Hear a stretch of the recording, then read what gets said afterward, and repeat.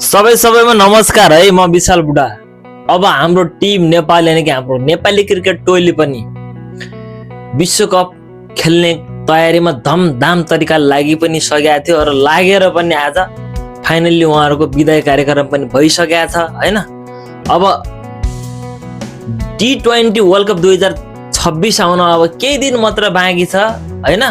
अहिले सम्पूर्ण देशका माहौल पनि तातिरहेको छ हैन। यो T20 वर्ल्ड कप एउटा छुट्टै किसिमको उत्साह पनि छाइरहेको छ। त्यही पनि हामी नेपालीहरूको लागि, नेपाली फ्यानको लागि यो हाम्रो लागि 1300 विश्वकप हामी नेपालीले चाहिँ प्रदर्शन गर्दैछ। जसस्वरूप आज हाम्रो नेपाली खेलाडीहरूको विदाय कार्यक्रम पनि सकिसकेको छ हैन। खेलाडी पुरै नयाँ जोस र जाँगरमा छन् हैन। त्यही भएर बब्बाल हुनेवालो छ। सबैले चाहिँ जर्सी किन्न सुरु गरिहाल्नुहोस् हैन। जर्सी त अब नेपालको सपोर्टको लागि एउटा माहौल त देखाउनु पर्यो नि त हैन। त्यही भएर सम्पूर्ण नेपाली क्रिकेटको सपोर्टको लागि चाहिँ आफ्नो ठाउँबाट जति सकिन्छ त्यति गर्नुहोस् भन्न चाहन्छु। साथै हाम्रो कप्तानजीले चाहिँ जुन विश्वकप खेल्नको लागि चाहिँ पुरस्कारको घोषणा गरिरहेको थियो, त्यो पुरस्कार पनि बेलैमा पाएको भए झनै छुट्टै किसिमको एउटा जोस जाँगर आउँथ्यो भनेर चाहिँ आज भन्नुभएको थियो हैन।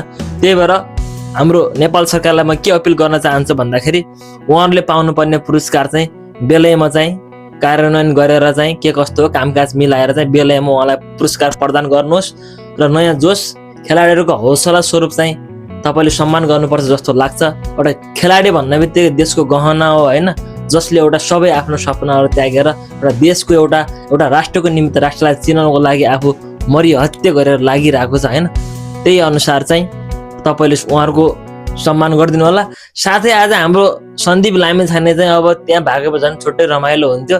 तर अहिले हाम्रो सन्दीप लामिछाने BBL यानी कि बङ्गलादेश प्रिमियर लिग खेलिरहेका कारण चाहिँ उनी अहिले बङ्गलादेशमा छन् र उनी पनि छिटै नै स्वदेश अथवा उतैबाट चाहिँ अब भारतमा हुने, भारत र श्रीलङ्कामा संयुक्त रूपमा हुने 2026 को वर्ल्ड कप खेल्नको लागि सायद उतै पनि जान सक्छन् हैन। तर केही पनि जानकारी चाहिँ आएको छैन। मिस्यु सन्डे हैन। सम्पूर्ण खेलाडी सम्पूर्ण टिमलाई चाहिँ हार्दिक बधाई भन्न चाहन्छु। जय नेपाल, जय क्रिकेट, जय चन्द्र सूर्य।